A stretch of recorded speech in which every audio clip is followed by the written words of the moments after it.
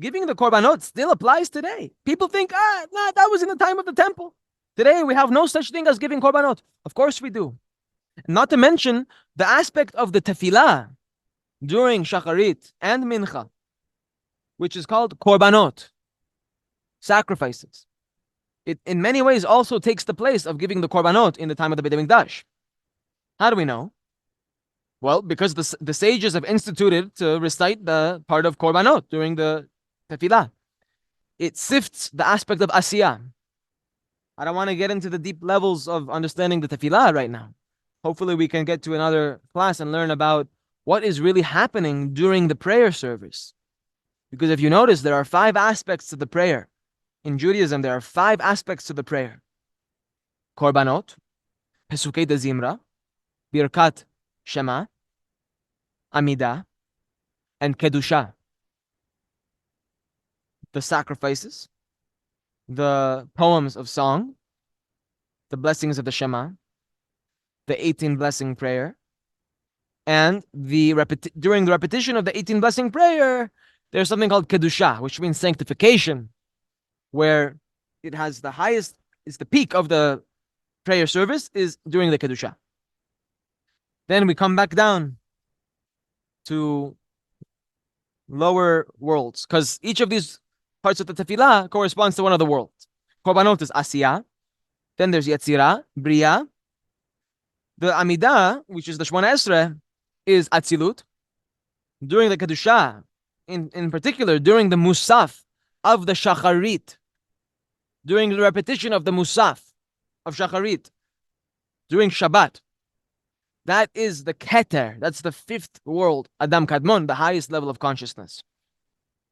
The highest level of consciousness that is able to be attained by any human being in this world is during the repetition of the Musaf, during the Kedusha on Shabbat.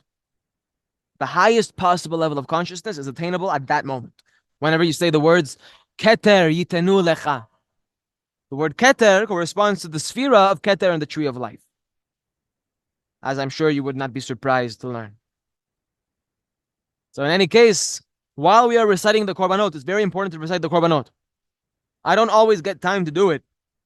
I should come earlier, and each person should put in the extra effort to come earlier, and I will. I will honestly make that commitment that I will come closer to Hashem through the Korbanot, because that is the way that we are sifting the sparks that have fallen into the world of Asiyah.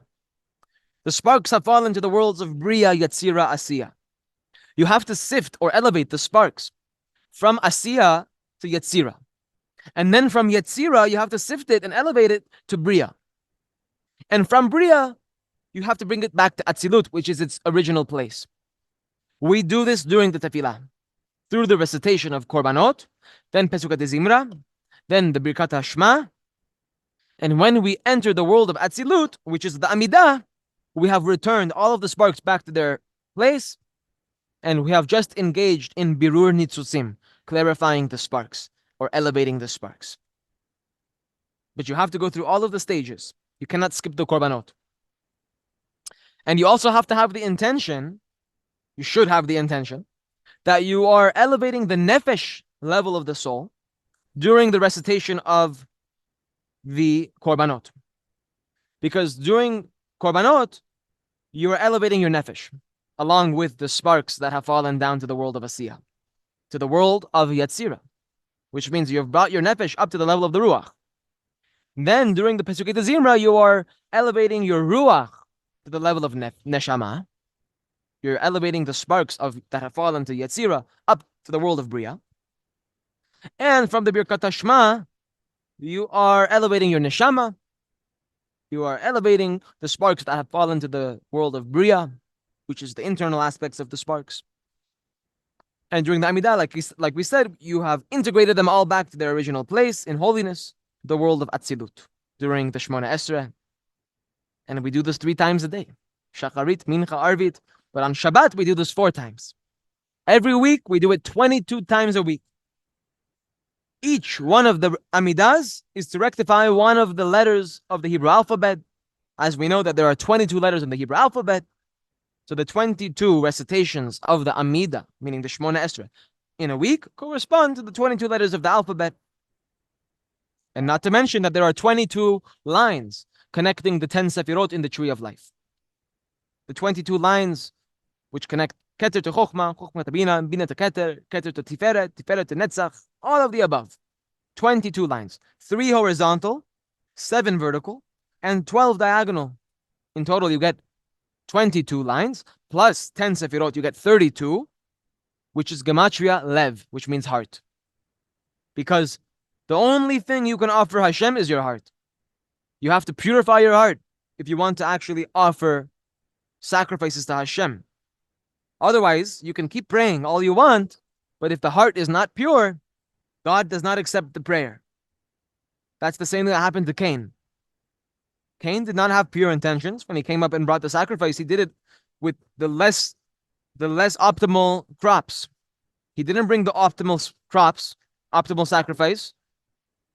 So for that reason, Hashem didn't accept it. So of course, in our days, it's the same thing. You don't have a pure heart. You're not really manifesting your potential. You need to have the recitation of the tefillah, but you also have to have the kavanah, which means the kavanah of yichud, unifying heaven and earth, HaKadosh Baruch Hu and the Shekhinah, Yetzirah and Asiyah, the Holy One, blessed be He, and the Divine Presence, which exists in Malchut, heaven and earth, Shamayim ve'aretz. That's the kavanah during tefillah. But during the individual parts of the tefillah, as I've said, you have to have the kavanah to elevate your soul, to elevate the sparks, etc., etc. So that was a introduction, if you want, to Korbanot, what they mean for us today. And I hope that it offered some sort of a clarification, because many people might be confused. Because much of the Torah talks about Korbanot. So what are we going to do with that part of the Torah? 5 parshas are about building the Mishkan. And this entire book of Vayikra is about the Korbanot.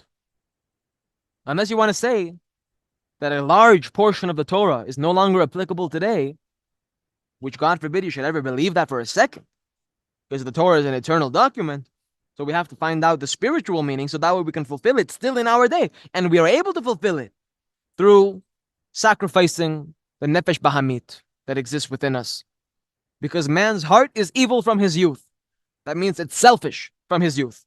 And as he ages, B'ezrat Hashem, he's transforming his desire, which is symbolized by the whitening of the hair. Black represents the desire to receive, while white, as we get older, our hair becomes white, symbolizing the purification of this desire into giving. At least that's the way it's supposed to be. Thank you for watching. I will see you in the next class.